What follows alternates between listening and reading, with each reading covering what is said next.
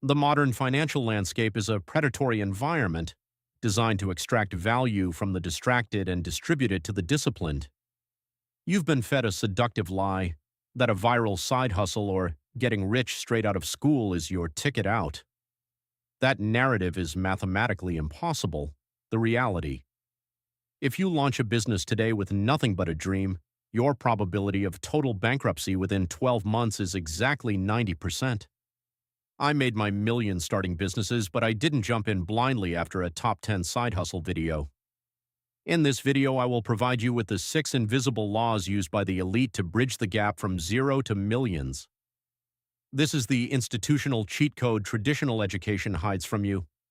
Before we dismantle the mediocre mindset and reveal the blueprint, I need to know who is in the room. How old are you, and what is the number one financial barrier stopping you right now? Comment below. You are about to enter the inner circle. Law 1. The circle of competence and the economic value of talent.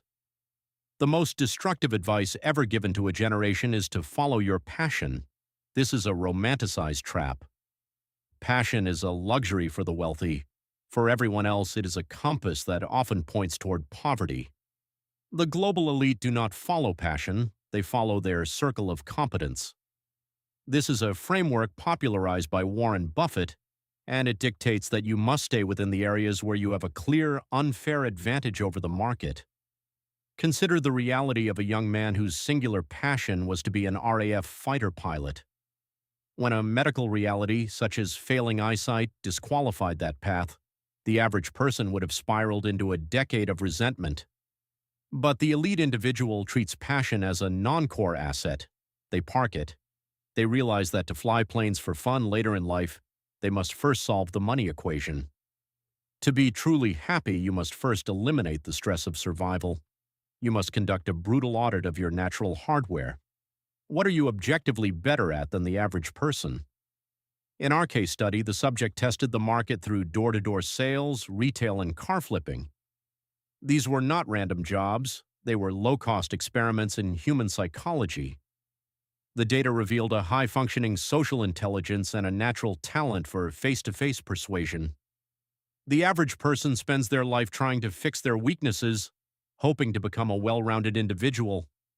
The elite person ignores their weaknesses and scales their strengths until they are the best in their niche. If you are struggling to make money, it is likely because you are competing in a game where you have no natural advantage. You are a fish trying to climb a tree. Stop diversifying. Find the one common thread in your past successes. That thread is your moneymaker. Fix the money issue first. Happiness is not found in a career. It is found in the freedom that only capital can buy. Law 2. The corporate laboratory and the subsidized apprenticeship. In the era of quiet quitting and the anti-work movement, the average employee has decided to do the bare minimum. They believe they are winning because they are getting paid for doing nothing. In reality, they are committing slow-motion career suicide. Doing the bare minimum is a mindset that atrophies your professional muscles. The way you do the small things is exactly the way you will do everything. If you cannot dominate an entry-level position, you will never have the discipline to lead a global organization. The elite do not work for a salary, they work for a subsidized education. This is the corporate laboratory phenomenon. Your current job is a classroom where your boss is paying you to learn. Consider the story of Ray Kroc. He was a struggling salesman, but he didn't just sell milkshake machines to the McDonald brothers. He entered their kitchen as a scientist entering a laboratory. He observed the assembly line system, the speed of delivery, and the radical simplicity of their menu. He didn't just see a burger stand, he saw a scalable system of efficiency that could be replicated globally. He used his time in their business to map the blueprint of what would become the largest fast food empire in history. Whether you are a carpenter, a factory worker, or an assistant, you must adopt this predator mindset. A carpenter is not just cutting wood. They are learning technical design, supply chain logistics, and client management. A factory worker is not just moving parts. They are observing industrial bottlenecks and quality control protocols. Every hour you spend at your job is an hour someone else is paying for you to learn how to eventually replace them or build something better. Stop asking for a raise and start asking for more responsibility in areas you don't understand. Your current employer is essentially a venture capitalist who is funding your training. Document the internal systems. Observe how the sales team handles rejection. Watch how the CEO manages a crisis. You are being paid to steal the playbook. Do not waste a single second being average. Law 3, the strategic signal and the psychology of the spectacle. In the elite tiers of high finance and global business, your image is your currency. The world is too crowded for you to be invisible. We make instantaneous judgments, and in the digital age, your reputation is often your only barrier to entry. You must master the strategic signal. Consider the case of the 1993 Helicopter World Championships. After failing to qualify as a competitor, the subject did not retreat. They found a loophole and attended as a team coach. This is the mindset of the 1%. When the front door is locked, you find the service entrance, but presence alone is not enough. To break through the noise of the global elite, they executed a firework display with a model helicopter, a spectacle never before seen. This was not a stunt, it was an act of pattern interruption. It created a social satellite that broadcasted their brand to everyone in the industry. They became more famous than the winners because they provided a unique value that the competition lacked. 2 years later, when they returned to Japan, their name was already legendary. The world does not reward those who are merely good, it rewards those who are undeniably different. Most men are invisible today because they are terrified of the risk associated with standing out. But in a world of endless distraction, the greatest risk you can take is to be forgotten. You do not need to be great at everything. You need one signature move, one high-impact signal that leaves an imprint on the minds of the power brokers in your industry. Stop trying to blend in.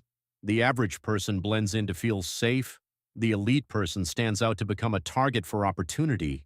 Law 4. The internal acquisition map and the logic of inefficiency. Most entrepreneurs fail because they try to solve problems that do not exist. They create solutions in search of a problem. The elite do the opposite. They solve the problems they have already seen someone else fail to fix. Every business you interact with is a goldmine of failures and profit leaks. When you work for an incompetent boss or a disorganized company, you are being given a gift. You are seeing a real-time map of market inefficiencies. If the customer demand is not being met, that is a market gap. If the location is poor, that is an operational error. If the staff is untrained, that is a leadership vacuum. Do not complain about these issues. Map them. Create an internal acquisition map. Divide your notebook into 3 columns: the problem, the hidden cost to the company, and your proposed solution. This log is not for your boss, it is your future business plan. In our case study, observing the flaws in a radio control shop, poor inventory management and lack of technical expertise, provided the exact blueprint needed to launch a competing chain that eventually dominated the market. You are effectively being paid to conduct market research on your future competitors. Hiring a consulting firm like McKinsey to gather this level of data would cost millions. You are getting it for free while receiving a paycheck. This is how you transition from a worker to a predator. You are not starting a business from scratch. You are launching a corrected, optimized version of an existing failure.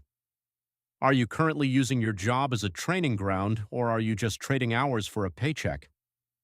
Write builder if you are in the lab, or average if you are just waiting for 5 p.m. Law 5. Asymmetric risk and the validation engine. But let me be clear, gaining knowledge through observation is powerful, but knowledge without proof is a dangerous delusion. Analysis paralysis is the graveyard of the middle class. That is why Law 5 exists. You must transition from the observer to the architect of the side hustle validation engine. Starting a business is not about taking reckless gambles, it is about managing risk better than everyone else. This is the law of asymmetric risk. Seek scenarios where the downside is limited to a few $100s or a few hours of time, but the upside is a multi-million-dollar exit.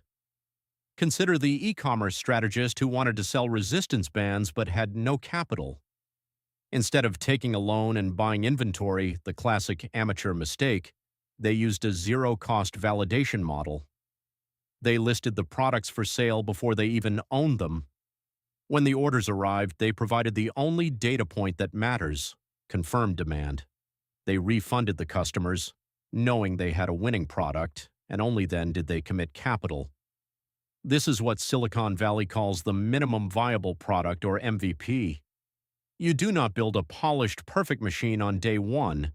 You build a scrappy, functional version and let the market tell you where it is broken. Feedback from a paying customer is worth more than 1,000 opinions from your family or friends. In this testing phase, you must worship at the altar of the Pareto principle, the 80-20 rule. You will find that 80% of your future wealth will come from 20% of your efforts. 80% of your sales will come from 20% of your products. The goal of the side hustle is not to make $1 million in week one. It is to identify that 20%. You are looking for the lever that can move the world. Once you find it, you stop playing around and you begin to scale. What is the one fear that has been holding you back from testing your first idea? Is it the fear of failure or the fear of being seen starting small? Share it below. We are here to dismantle those barriers. Law 6. The scalable architect and the transition to systems. The final transition is the most difficult, moving from a side hustle to a legitimate business. A side hustle is a job you own. A business is a system that works while you sleep. Most people start businesses with zero unique skills and wonder why they fail. They are trying to build a skyscraper on a foundation of sand. If you have followed laws 1 through 5, your foundation is made of reinforced concrete. You have the skills, you have the corporate education, you have the network, and you have the validated data. You are no longer guessing, you are executing. The biggest billionaires did not reach the summit by working more hours than you. They reached it by delivering value to more people through better systems. This is the difference between a technician and a CEO. The technician does the work. The CEO builds the machine that does the work. When you analyze your side hustle results, look for the components that can be automated or delegated. If you can sell to 10 people, how do you sell to 10,000? This involves shifting from manual labor to digital leverage or capital leverage. The 20% of your activities that produce 80% of your results must become your entire focus. Everything else must be delegated or deleted. The transition from the average to the elite is marked by the moment you stop being a part of someone else's system and start architecting your own. You must also prepare for the psychological shift. In the early stages, you were the engine. In the scaling stage, you must become the pilot. This requires a level of emotional intelligence and capital allocation that most people never develop. You must manage cash flow with the precision of a surgeon and manage risks with the coldness of a poker player. Business is a game of math, not emotion. Law 6. The scalable architect and the transition to systems. The final transition is the most difficult, moving from a side hustle to a legitimate business. A side hustle is a job you own. A business is a system that works while you sleep. Most people start businesses with zero unique skills and wonder why they fail. They are trying to build a skyscraper on a foundation of sand. If you have followed laws 1 through 5, your foundation is made of reinforced concrete. You have the skills, you have the corporate education, you have the network, and you have the validated data. You are no longer guessing, you are executing. The biggest billionaires did not reach the summit by working more hours than you. They reached it by delivering value to more people through better systems. This is the difference between a technician and a CEO. The technician does the work. The CEO builds the machine that does the work. When you analyze your side hustle results, look for the components that can be automated or delegated. If you can sell to 10 people, how do you sell to 10,000? This involves shifting from manual labor to digital leverage or capital leverage. The 20% of your activities that produce 80% of your results must become your entire focus. Everything else must be delegated or deleted. The transition from the average to the elite is marked by the moment you stop being a part of someone else's system and start architecting your own. You must also prepare for the psychological shift. In the early stages, you are the engine. In the scaling stage, you must become the pilot. This requires a level of emotional intelligence and capital allocation that most people never develop. You must manage cash flow with the precision of a surgeon and manage risks with the coldness of a poker player. Business is a game of math, not emotion. True wealth is not a matter of luck, it is a matter of geometry. If you align your life with these 6 laws, the outcome is predictable. Most people will watch this video and do nothing. They will return to the safety of their quiet quitting and their complaints about how the system is rigged against them. And they are right, the system is rigged. But it is rigged for those who do not know the rules. Wealth is a responsibility. It is the power to protect your family, to fund your vision, and to influence the trajectory of your community.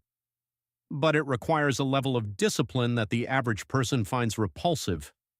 You must be willing to be invisible while you build, and then undeniably loud when you launch. As for those of you still watching, here is the final hard truth, the bonus law, the 90-day rule. Nothing you start today will show its true potential for at least 90 days. Most people quit on day 45 or day 89. They quit just before the compounding effect of their labor kicks in. They are like a person who stops digging just inches away from a gold vein. If you want to join the 1%, you must commit to a cycle of 90-day sprints. In these 90 days, you do not look at the scoreboard, you do not check your bank account, you only look at the work. If you are committed to this journey and you have reached this far, I want you to leave a mark. Comment the secret password, I am awake. This tells me you have moved past the illusions of the matrix and are ready to build. If this provided real value to your life, like this video and share it with one person who has the potential to be a visionary. Subscribe to Continue Your Transformation. We do not ask for likes out of vanity. We ask so that this knowledge can reach the 1% who are ready to hear it. The roadmap is now in your hands, but a map is useless if you never leave the house. Click the next video on your screen to continue upgrading your mental software. The builder's journey starts now. I will see you in the next one.